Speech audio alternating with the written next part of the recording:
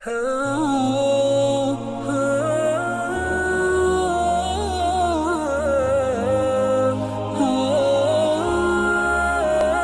عنا ومولانا محمد كما أنت أهله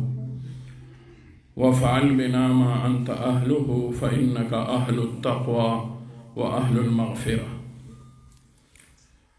أما بعد فأعوذ بالله من الشيطان الرجيم. بسم الله الرحمن الرحيم. يا أيها الذين آمنوا اتقوا الله وابتغوا إليه الوسيلة. صدق الله مولانا العظيم. وقال رسول الله صلى الله عليه وسلم: إذا مررتم برياض الجنة فارتعوا. قالوا: وما رياض الجنة؟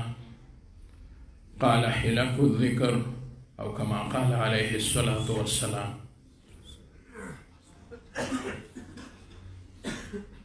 مولاي صل وسلم دائما أبدا على حبيبك خير الخلق كلهم، هو الحبيب الذي ترجى شفاعته لكل هول من الأهوال مقتحم. جاءت لدعوته الأشجار ساجدة تمشي إليه على ساق بلا قدم. محمد سيد الكونين والثقلين والفريقين من عرب ومن عجم. يا رب صل وسلم دائما أبدا على حبيبك خير الخلق كلهم. رب اشرح لي صدري ويسر لي أمري واحلل عقدة من لساني يفقه قولي. رب أعوذ بك من همزات الشياطين وأعوذ بك رب أن يحضرون. سبحان ربك رب العزة عما يصفون وسلام على المرسلين والحمد لله رب العالمين. اللهم صل وسلم على سيدنا ونبينا معلم الأمة ومرشد الأمة صلى الله عليه وعلى آله وأصحابه وبارك وسلم. اللهم صل وسلم على سيدنا ونبينا وشفيعنا صاحب لواء الحمد وصاحب الحوض المورود صلى الله عليه وعلى آله وأصحابه وبارك وسلم. اللهم صل وسلم على سيدنا ونبينا صاحب الرداء وصاحب العمامة صلى الله عليه وعلى آله وأصحابه وبارك وسلم. اللهم صل وسلم على سيدنا ونبينا صاحب البيان وفصيح اللسان صلى الله عليه وعلى آله وأصحابه وبارك وسلم. تاسم رسول الشريف. اللهم صل وسلم على سيدنا ونبينا وشفيعنا ومولانا محمد وعلى آل سيدنا ونبينا ومولانا محمد صلاة دائمة مقبولة تؤدي بها عنا حقه العظيم. محترم و مكرم شيوخ وعظام،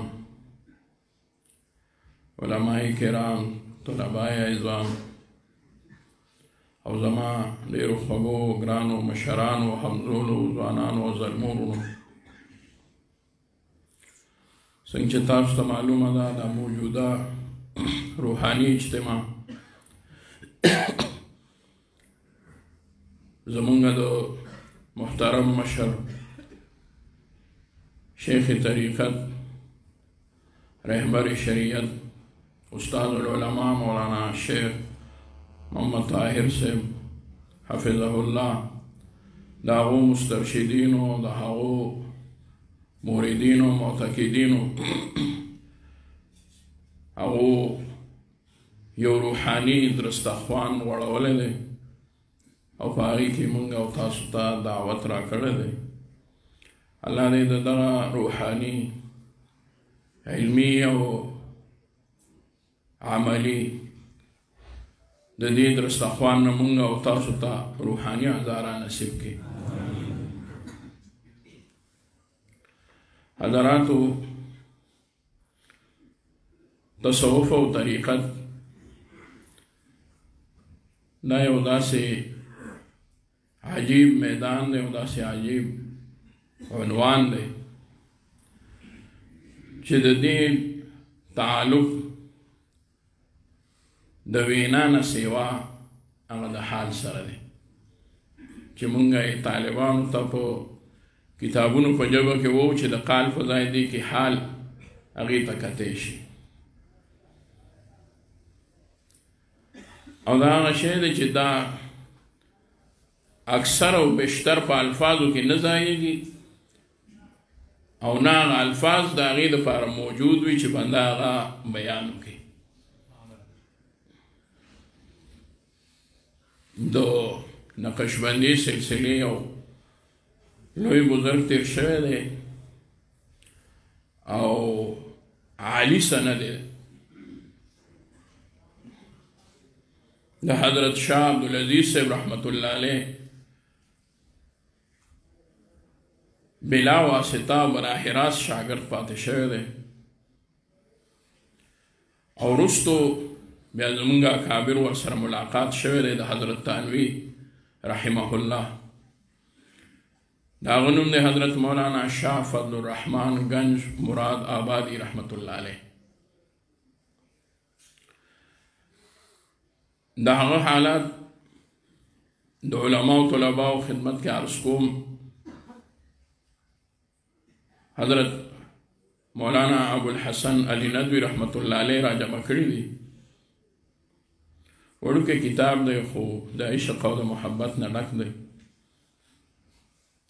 نو هغې کې نورې خبرې هم شته. د هغې حالات حضرت تانوي رحمت الله علیه هم ډېر ذکر کړي دي او عالي سند هم لري، او زه دغه سند پسې چې ډېر عالي و نو دې پسې لاهور ته لاړم، هلته کې مولانا عبید الله لاهوري رحمت الله علیه حیات و،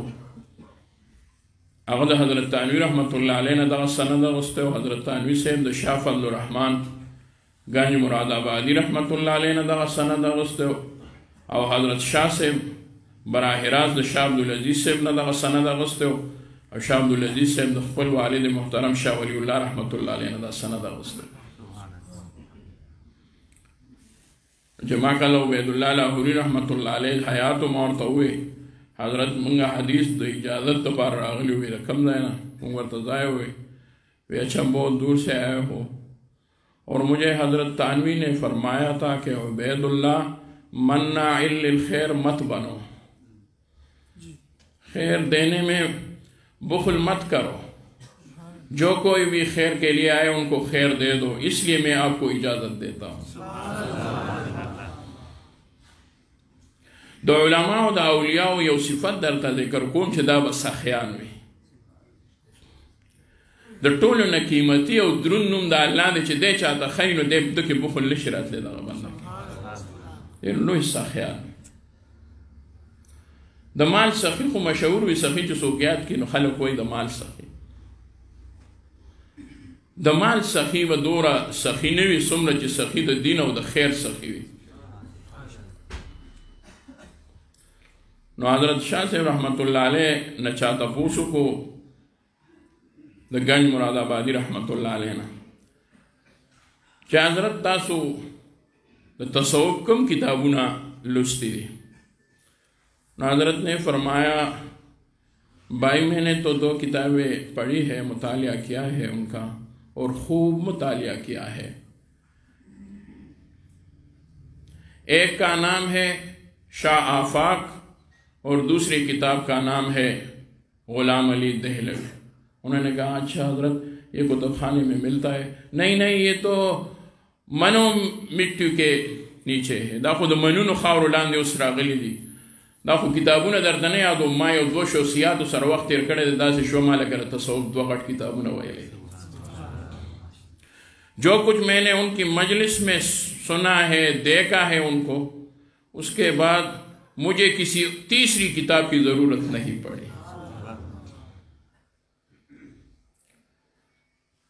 کتاب خو بتاتا الفاظ و خی تابا پا علم کے اضافہ راشی،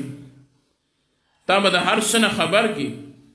خو تا د ذایقې د علم نه نشي خبرولی. ذایقه د علم عمل سره راځي او عمل د کتاب نه نه زده کېږي، عمل د چا نه زده کېږي. کتب تو لفظ ہی سکھاتے ہیں، آدمی آدمی بناتے ہیں. کتاب خو بنده ته الفاظ ښیي، سړی خو سړی جوړوي. څوک سړی ولګي نو د چا نه سړی جوړ کړي.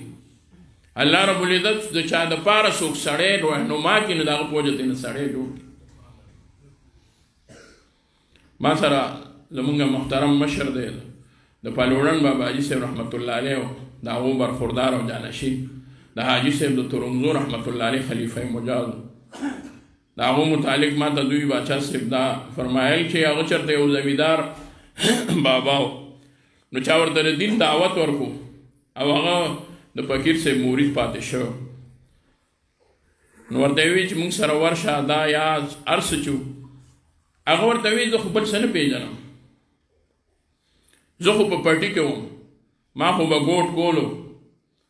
او موز مې نه کولو، موز مې نه پېژندم. فقیر صاحب راغی د غوږ نه یې ونیسلم. فقیر صاحب چې راغی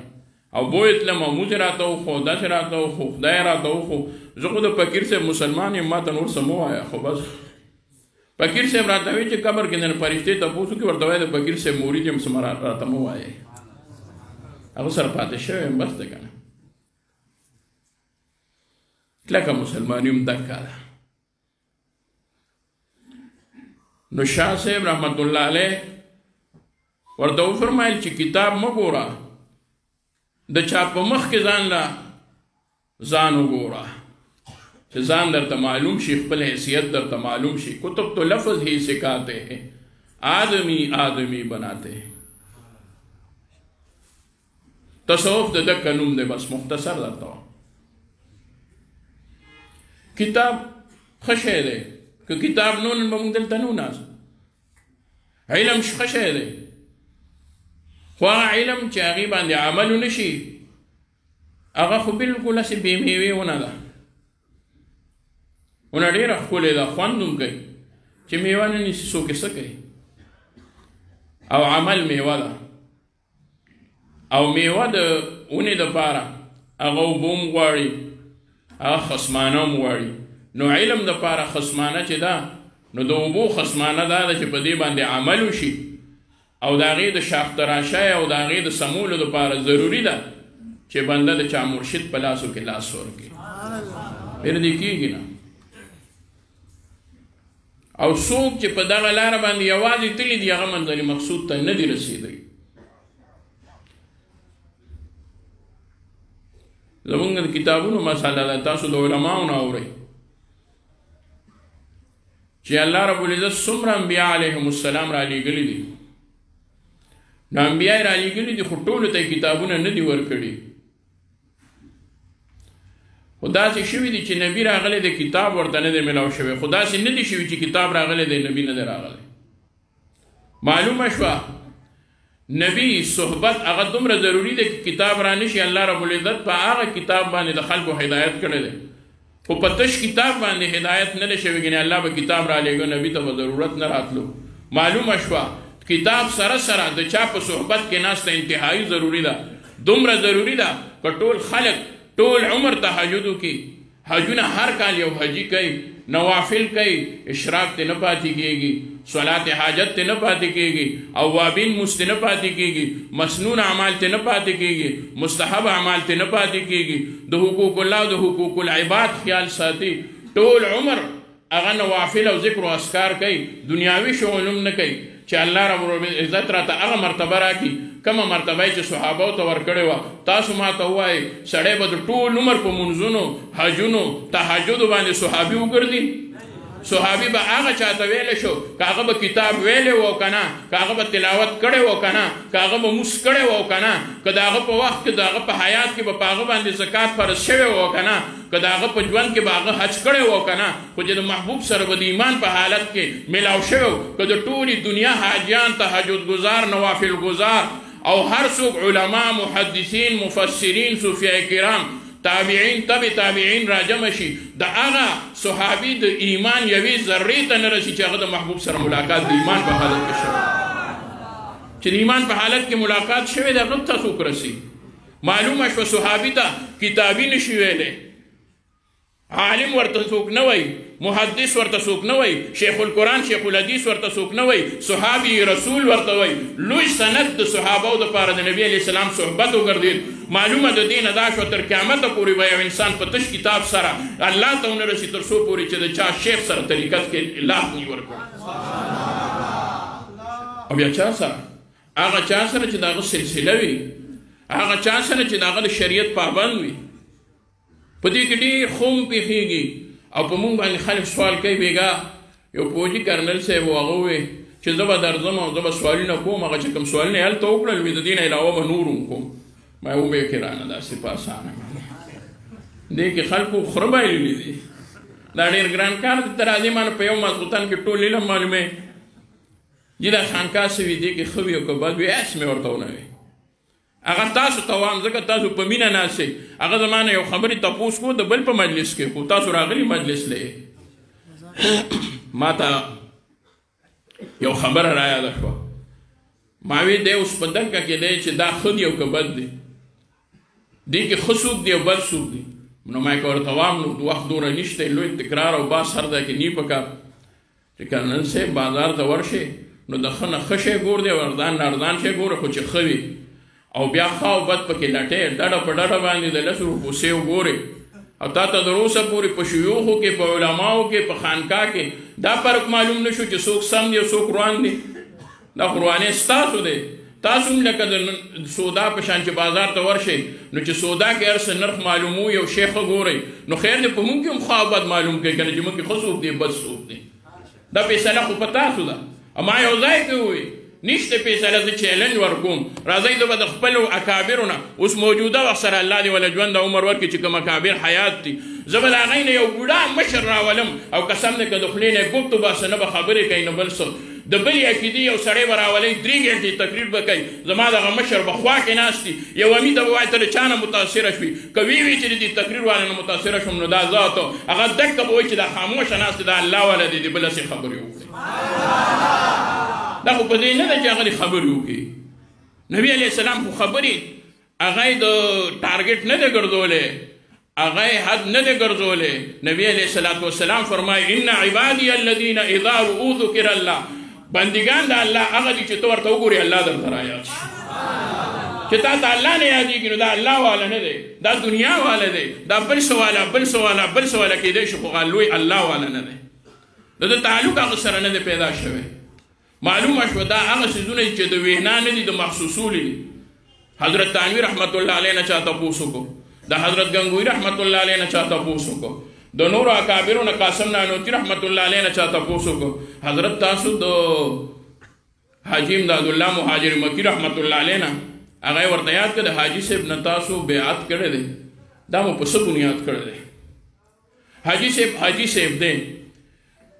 محدث نه دی. حاجي صاحب دی خو د مدرسې محتمم نه دی. حاجي صاحب دی خو هغه موږ ته معلومه نه ده چې کتابونه چاته ښایي او که نه ښایي، او معلومه دا خبره ده چې تقریبا نه ښایي. حاجي صاحب دی خو موږ ته پته نشته چې هغه ستاسو نه ډېر علم دی او که نه. تاسو خو ډېر د علم غرونه یې، نو تاسو ولې د حاجي صاحب نه بیعت کولو؟ اگر چې حاجي صاحب رحمت الله علیه که دا علوم دکه شانو ویلي، الحمدلله زمونږ اکابر د شریعت نه واقف علما وو، خو هغوی ورته ووایي تاسو خو جبال العلم یې، مشهور او معروف یې په عربو او عجمو کې چې تاسو لوی علما یې، تاسو د یو غیر معروف یو حاجي صاحب نه ولې بیعت وکړه؟ نو رشید احمد گنگوی رحمت الله علیه ورته جواب ورکړو، وی مونږ خو حاجي صاحب له علم له نه یوتلي چې علم دې زده کړو، علم خو مونږه کړی و، مونږ خو د حاجي صاحب نه د هغه علم باندې عمل زده کوو چې دا عمل به څنګه کوو. او حضرت تانوي رحمت الله علیه ورسره دا خبره سیوا کړه چې حاجي صاحب رحمت الله علیه مونږ کې فرق دا دی لکه یو الوایي کې او یو خوړونکي کې چې فرق وي. یو الوایي دی او هغه ته ټولې طریقې د الوا او د مټیایۍ او د خوږو معلومې دي، بعضې خلکو سره د خپلې قاعدې کلیې چاله یې ورکوي هم نه، هغه ورسره لیکلي دي، خو غریب ته دومره موقع نه میلاوېږي، نه ورسره دومره پیسې شته چې دغه مال راوړي د هغې نه مټیایي جوړه کړي. بل طرف ته یو کارخانهدار دی هغه دې مارې مټیایي اخلي، او یو صاحب دی هغه وړي وایي صاحب دا راباندې ښه ولګېده ته یې وخوره، هغه یې خوري، خو هغه دا تپوس نه کوي چې دا کوم ځای جوړېږي، څنګه جوړېږي او په څومره مقدار کې جوړېږي، غوړي پکې څومره لګي، خوراک سره یې کار دی هغه یې وخوري. حضرت تانوی رحمت الله علیه خص پکې څوک شو وی صاحبه دا چې څوک یې خوري وی زمونږ مثال هم داسې دی د علم د شریعت د الوان او د خوږو نه خبر یو چې دا څومره مقدار کې جوړیږي خو خوراک یې حاجي صاحب کړی دی د هغه نه یې ذایقه معلومه و چې خوند یې څنګه دی علم هم دقه شی دی علم په عمل سره ظاهریږي بنده تعالی ظاهر شي چې عمل کې راشي او د علم په عمل سره فائدې څومره دي دقه علم کې الله برکت راولي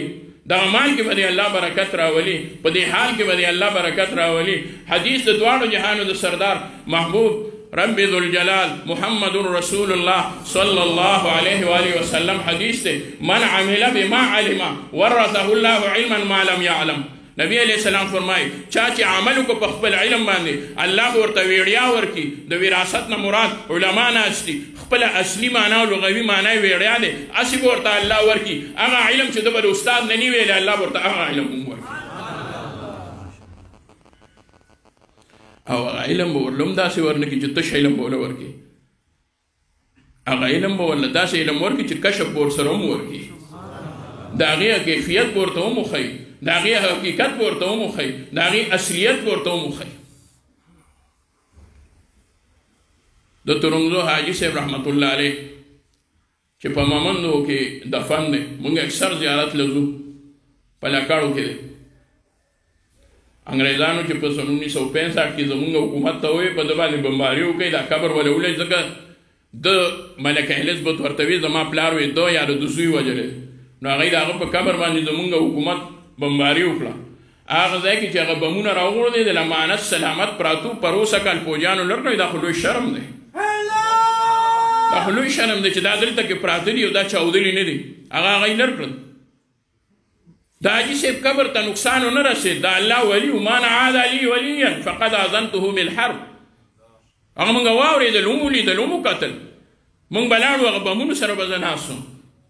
مای بمونه چې هر چا جوړ کړي د هر څه لپاره جوړ کړي دي خو زما د الله رب ذوالجلال او د محبوب رسول الله مبارک د یو عاشق په قبر باندې د کرامت په شکل کې ژوندي پراته دي ځکه ورته ناسم وګورم ورته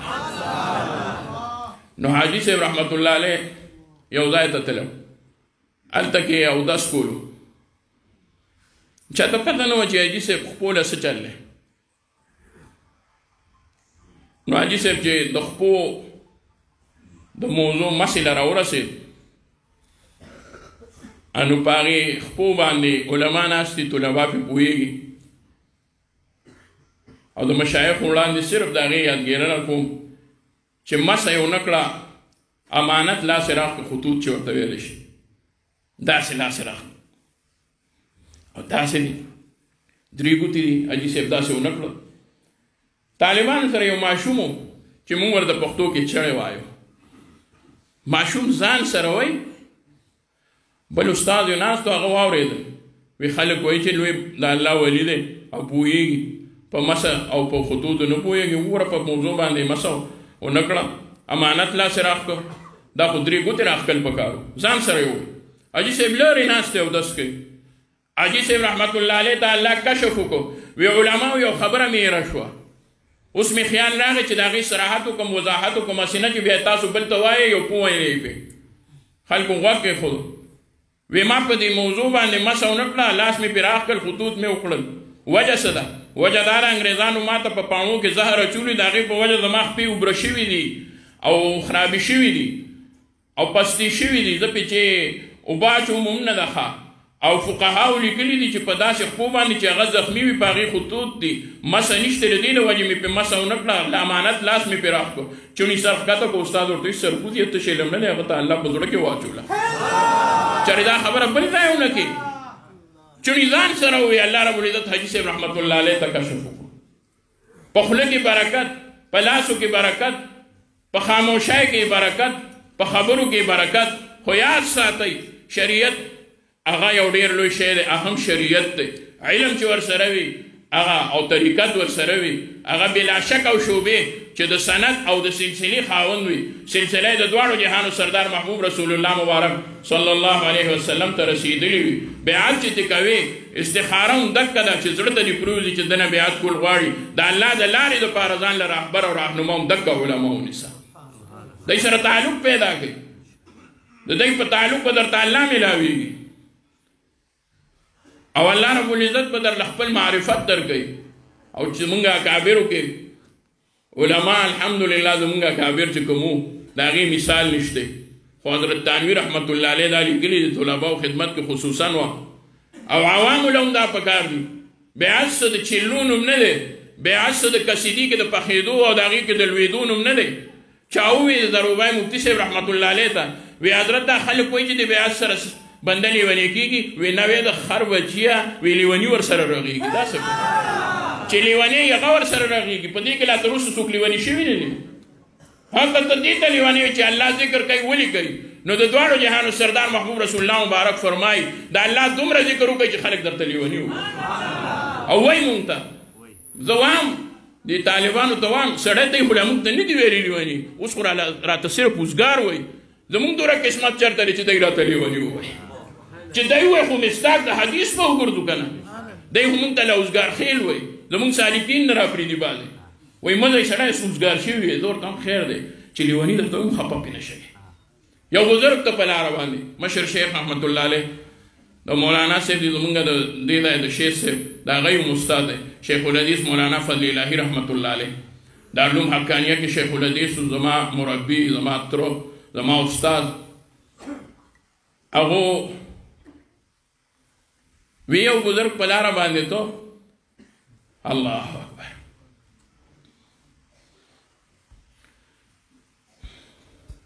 جامې شلېدلې وې ګریوان پرانیستی و سر ببر و خلکو ته څه پته لګېده عین د محبوب رسول الله مبارک صلی الله علیه وسلم د دغه حدیث مصداق و چې زما په امت کې به څه داسې بندګان د الله وي چې سر به ببر وي خړ پړ به وي منګسکړی به هم نه وي او ډېر زیات غریب به وي فقیر به وي که د چا دروازې له ورشي لور خور ته وغواړي لور خور به نه ورکوي په جرګه کې به خلک وله ځای نه ورکوي چې ته پاسه مولوي صاحب ته پکې څه کې دا خو د ډېرو غټو غټو خلکو د غټانو بدماشانو جرګه ته پکې دلته کې څه له ناست دی هېڅ څوک به وله ځای نه ورکوي څوک به په انتظار کې څوک به په انتظار کې مشارون لی بالبنا بني اشارې ورته خلک نه کوي پلانکې صاحب راغی ډینګلې صاحب راغی نه وایي دا خو زما محبوب فرمایي د الله په نیز به دا مقام وي چې د الله په ذات قسم وکړي الله به یې نه خانس کوي هغه به کوي چې ته ویلي وي دا یې د چا باره کې ویلي دا یې د حضرت انس بن مالک رضی الله تعالی عنه ترو انس بن نضر رضی الله تعالی عنه چې په احد کې بیا شهید شو او یا زخمونه د هغه په لاس او خپو باندې موجود وو نبی علیہ السلام فرمایل دا شهید څوک دی چا نه پیژندو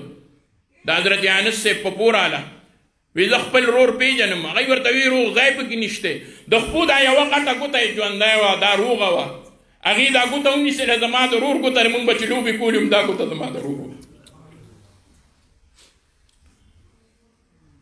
د هغه دکې خور چا ښځې سره جنګ وکړو ښځې سره یې جنګ وکړو بس په جنګ کې غاښ مات شه د ښځې هغه ښځې کور والا نه رضا کېدل وي مونږ به فیصله نبی علیه السلام له نبی علیہ السلام فرمایل رضا یې کوي نه رضا کوي بیا یې رضا کوي بیا نه رضا کېدل بیا یې رضا کوي بیا هم نه رضا کېدل محبوب فرمایل د قرآن حکم دی سن و بالسن غاښ یې مات کړی دی په بدل کې به غاښ ماتېږي چې روغه نه کوي چې معاف کوي یې نه بس مات تي شي غاښ حضرت انس بن نضر ته پته ولګېده چې زما د خور باره کې هغوی نه رضا کېږي محبوب دا فیصله کړې ده د دې وجې یې کړې ده چې هغوی نه رضا کېږي حضرت انس بن نضر د الله ولي په جوش کې راغی وي دی لا څوک دي چې نه به رضا کېږي زما د قسم زما د خور غاښ به نه ماتېږي د دوی په بدل کې بس دوره یې ووایي زموږ شیخ صاحب رحمت الله علیه مونږ ته بخاري شریف کې وی مطلب یې دا نه و چې زه فیصلې ته نه یم تیار وی ور خو شئ که نه ما د الله نه غوښتې ده تاسو خو لږ وګورئ که نه زما د غوښتو نه وروسته خو ورشئ د هغه کومه معامله وه الله سره کوم تعلق یې و الله سره بس چې څنګه دی واپس لړل چې سرور قسم خوړلی دی بیا ورشئ نبی علیه السلام فرمایل بیا ورشئ چې دی لړل هغوی ورته دروازه کې ولاړو تاسو چېرته وئ زموږ په دې زړه کې رالل چې موږ تاسو له درشو چې موږ ستاسو خور معاف کړې ده محبوب فرمایل دا د الله هغه بندګان دي چې دی د الله په ذات قسم وخوري الله یې نه خانس کوي هغه کوي چې دی څه ویلي وي ولې پښتو کې به چې مشران وي دا خو دلته را فتنې رالې ده بد خلک رالل هغوی پې نورې ټوکې جوړې کړي ډرامې دې جوړې کړي ولې پښتنو به وي نه د الله د اولیاو باره کې وي ما ویلي خدای منلي ما ویلي خدای منلی د هغې الله سره هغه تعلق چې څه به یې وغوښتل د الله نه الله به هغه کول چې څه به یې وغوښتل. نو حضرت شیخ صاحب رحمت الله علیه زمونږ تر هغه وفرمایل چې هغه بزرګ روان و ګریوان شلېدلی دی روان دی او دې منځ کې درته دا حدیث هم وم چې د نبي علیه السلام صحابو کې هم الله رب العزت دغه صفات اچولي هغه د خپلو ځانونو په سینګار کې نو هغه د خلکو د زړونو په سینګار کې ټول ژوند تېر کړی دی چې خلکو زړونه ښکلي شي چې د الله خوښ تزکیه د قلب اول وه. امام مالک رحمت الله علیه فرمایي که صحابه د نبی علیه الصلاة والسلام دې دنیا ته راشي او د هغې قافله اوس راشي په دې وخت سره هغه خپله زمانه دی زمونږ دا زمانه خو بیا لا بل شان ده. نو حضرت فرمایي چې هغې مونږ ورته وګورو نو زمونږ خلک به چغې کړي چې راشي څوک لیوني راغلي دي بل لا ډېر دي لیوني دی. تاسو به وایئ چې صحابو ته یې لیوني ووایي هغې به وایي چې دی خو دروغو کار نه کوي دی خو داسې ګرځي لکه لیوني چې ګرځي. دا خو اوس خلک ډېر زیات په ځان محنت کوي د سهار نه تر ماښامه پورې د خپل نفس په جوړولو کې چې دا نفس مې خوشحاله شي په دې کې ټوله ورځ شپه تېرېږي. د دې بزرګانو نه به د بیعت نه وروسته هم دکه زده کوئ چې د نفس د خوشحالولو په ځای باندې به یو الله خوشحاله و. امام مالک رحمت الله علیه وایي خفه کېږئ مه تاسو ورته لیوني ووایئ دا زوره خبره نه ده ځکه تاسو داسې خلک لیدلي نو څنګه چې هغوی خو چې هغوی کومه جمله وایي هغه ډېره زیاته خطرناکه ده. مونږ به ووایو چې دا خو لیوني دي خو که هغوی مونږ ته په دې حال کې وکتل دا په کوم حال کې چې د نبي علیه السلام امتیان دي هغوی به وایي چې راشئ وګورئ د نبي علیه السلام امت خو ټول کافران شو دا خو ټول کافران دي. هغوی چې مونږ ته وګوري مونږ کې څه داسې یو نښه ده نو مونږ به هغوی ته لیوني وښایو مونږ ته کافران ووایي د هغوی دپاره هغه لیوني لفظ دومره بد نه دی خو زمونږ دپاره دا ډېر خطرناکه خبره ده. نو حضرت شیخ احمد الله علیه وفرمایل وی چې هغه بزرګ په لاره روانو نو خلکو وخاندل وی راشئ وګورئ دا را څنګه سړی دی. الله اکبر دغه خلکو په ځان محنت نه کوو چې ګنې ځان له پوزیشن جوړ کړو. مطلب مې سره په دې کې یو بزرګ امام قشیري رحمت الله علیه راغوستلې دا واقعه هغه ته بشر حافي وایي حافي زمونږ د علما ناست دي هغه چاته وایي چې خپې ابلي دی د خپې ابلي ولې شو په لاره باندې ته پیزار یې وشلېدو چومیار له لاړو صوفي و بزرګ و چومیار له لاړو هغه ته وایي ما له دا پیزار وګڼله مونږ ته چې هر څوک وګوري وایي دی به پیسې نه راکوي هر څوک چې مونږ ته وګوري وایي دی به پیسې نه راکوي د دې وجې مونږ د ګاډي نه هم نه کوزېږو بازار کې وو یاره څه دی به وایي چې نه مونږ وو چې نه نو ښه دا دی چې بل څوک یې رانه راواخلي. زمونږ مثال اوس هغه دی دنیا میں ہوں دنیا کا طلبگار نہیں ہوں بازار سے گزرا ہوں خریدار نہیں ہوں. چومیار ته چې سپلای کوي خو نه هغه ورته وی یو خو تاسو ډیر شوي دي مالي سپلای شلېږي پیسې هم نه ورکوي د یاره واقع وی تاسو په خلکو اوس بوج شوي یې بشر حافي رحمت الله علیه ته وی تاسو په خلکو بوج شوي یې مونږ هم اوس په خلکو بوج کېږو.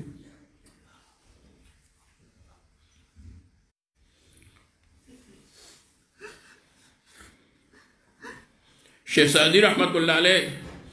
یو واده له تللی خبره کې خبره بس بیا یې بس کوم دا د حال خبرې د قال نه دي ځکه بس کوم. اللهم صل علی سیدنا محمد. شیخ سعدي صاحب رحمت الله علیه یو واده له لاړو او د سفر په کپړو کې د واده او ښکلې کپړې نه وې اچولې نه خپل دستار راغوستی دکه شان لړ هغه یې ورته وایي رستو شه سړی رستو شه وارګه بابا ته به صبر وکړه وایي دا ډوډۍ به کېږي نور میلمانه را روان دي ته خو میلمه نه یې که نه کښېنه هغه ځای کې بیا به وخورې چې سادي صاحب وایي ما له دعوت را کړی شوی خو ما قصدن آمدن هغوی ته ونه وي چې ما له دعوت را کړی شوی لړم چې لړم کور ته ښایسته ښکلې کپړې دستار جوبه او شمله مې پرېښوده خپل چې کوم زما سټایل و هغه مې خپل کړ بیا مې همسا راواغسته را روان شم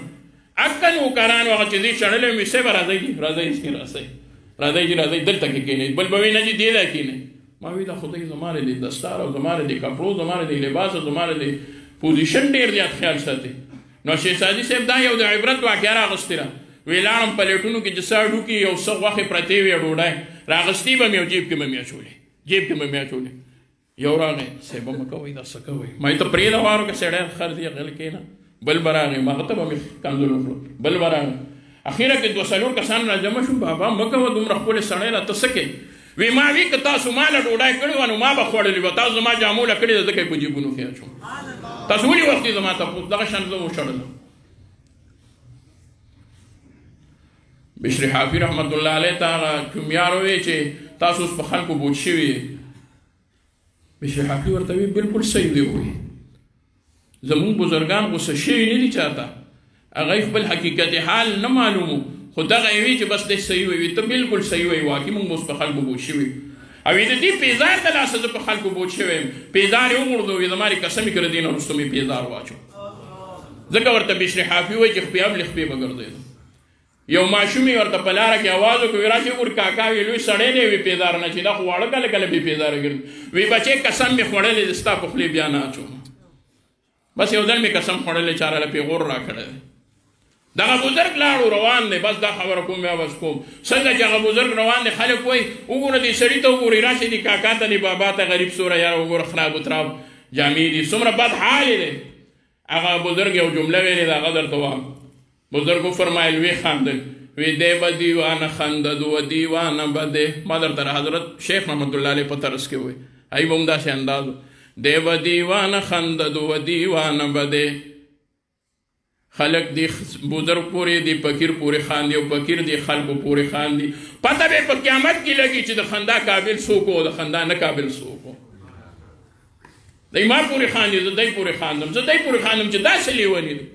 دی ما پوری خاندي چې ګنې دی لیونی دی فیصله په دې دنیا نه کېږي ځکه که ججان دې دې دنیا راوستلم به دې خلکو په حق کې فیصله وکړي د الله رب العزت مخې ته چې ورشو چې محبوب به څوک نوم به ځان خاطر نه دی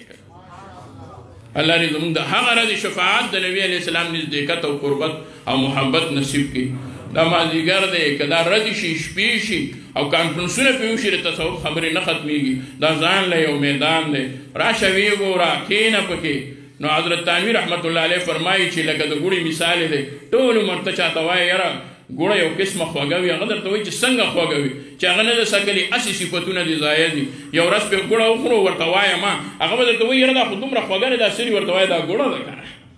نو څوک چې درته وایي دا تصوف یې څه شی دی یاره دا څه مصیبت دی دا څه بلا ده یاره دا څه شی دی دا خلک څه کوي دا دی ولې مراقبې کوي او دا دی له څه چلو شي او دا دی څه وایي نو ورته وایه وایه یاره نورې خبرې پرېږده رایه ولې ما خو هغه د جمعې مجلس کې ووې ما لکه ښه تکړه یې که نه چې څوک درته وایي چې دا هسې خبرې دي ډم ډولی باندې راولئ قسم در دې غاړې به صوفي بوځئ په ډم ډولی راولئ بیا به درته شان الله یې راولي بس یقین وکئ بعضې داسې ډریوران راشي نه زمانه نه متصل کي دا مو نه و الحمدلله که په زړه کې مې دا راځي ځوان د بزرګانو ځایونو ته چې څوک راشي د بزرګانو دومره برکات دي چې د دې دیوالونو نوم خلک الله رب العزت فیضیاب ګرځوي یو بزرګ به فرمایل چا ورته وویل حضرت ته موږ ته مراقبه نه کوې نه توجه کوې ولې دا ډوډۍ در باندې نه خورم وی چې ډوډۍ خو موږ کور هم خورلی شي هوټل کې هم خورلی و کمقله زه ډوډۍ در باندې نه خورم زه اول توجه کوم څومره ډوډۍ چې تاسو خورئ دا ډوډۍ کمه خورئ انوارات ډېر خورئ تاسو سینې ته امانت انوارات ورشي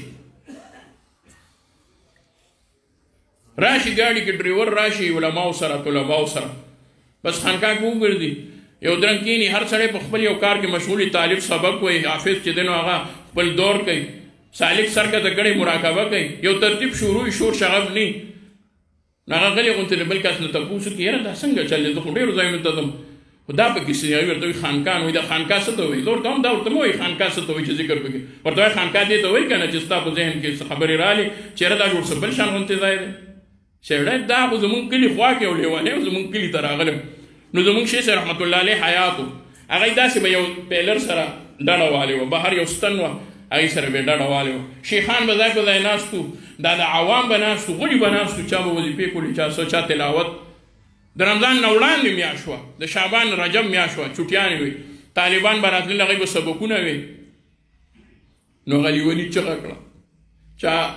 ورته وی یا لکه غلی شه وی نه سړیه وی قسم دې خرو غرمټ وم دا خو زه د خپل کلي جوماتونه لیونی کړم چې دومره غټه تالی ورته والي زه دې دلته لیونی شم که نه دا خو زه ځکه لیونی شوی زمونږ جومات ته دومره غټه تاله والي وي تلاوت خو پرېږده سړی ورته هسې هم نه پرېږدي څوک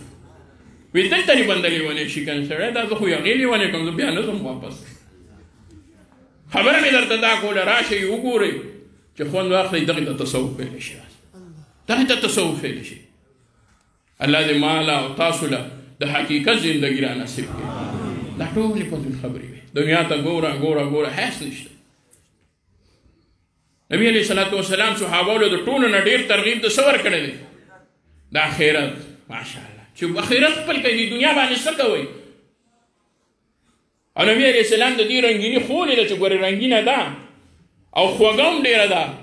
خو ګورې ذایقه یې ډېره زیاته بېکاره ده تا له به هسې خوند درکړي خو ګورې مه کوه الدنیا حاضر دنیا شنه ده وحلوة او خوږه ده خو مې په خوږوالي باندې دوکه کېږه مې په شینوالي باندې دوکه کېږه خوږوالی هم په جنت کې دی شینوالی هم په جنت کې دی د الله رضا سره هر څه تعلق ساتي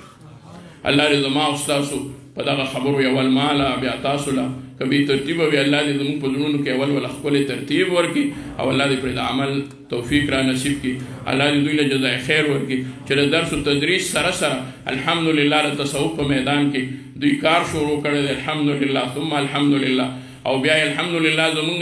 د حضرت قاري صاحب دامت برکاتهم العالیه مولانا عبدالغفور صاحب سره تعلق دی مولانا عبدالغفور صاحب دامت برکاتهم العالیه د مولانا ادریس انصاري رحمت الله علیه او د مولانا عبدالغفور مدني رحمت الله علیه د هغه سلسلې دی او زه په خپل هم الحمدلله والد صاحب رحمت الله علیه د مولانا عبدالغفور صاحب خلیفه و مولانا ادریس انصاري صاحب په خپل یو کتاب ما سره اوس هم پروت دی مولانا عبدالرازق صاحب له ورکړو د مولانا سنجان صاحب ماماله وی دا هغې له ورکړه هغې سره ډېر تعلق و تېرو ورځو کې اجتماع وه هغې ته هم زمونږ اکابر راغلي ناصر الدین خاکواني صاحب د نقشبندي حضرت و نقشبندي یو جدا سلسله ده تاسو وګورئ د دې سلسلې خصوصیت درته وایم یو عشق الهي یو بل عشق نبوي بل اتباع سنت د الله عشق د نبي علیه السلام محبت او عشق او د سنت و اتباع په دې کې غالبه وي او په ذکر باندې به څوک نه پوهېږي چې دې ذکر کوي او که نه کوي از درون و آشنا و از بیرو بیگانه وش ایچونی زیبا روش کم می بود اندر جهان یو سالک صوفی وی از دروش و آشنا دن نزان الله سره آشنا کا او خلکو ته ځان بیگانه کا چې زه نیم خبر ایچونی زیبا روش کم می بود اندر جهان داسې ښکلي په دنیا باندې ډېر کم وي چې په ښکاره خلکو ته نه ښکاري او الله سره تعلق وي واخر دعوانا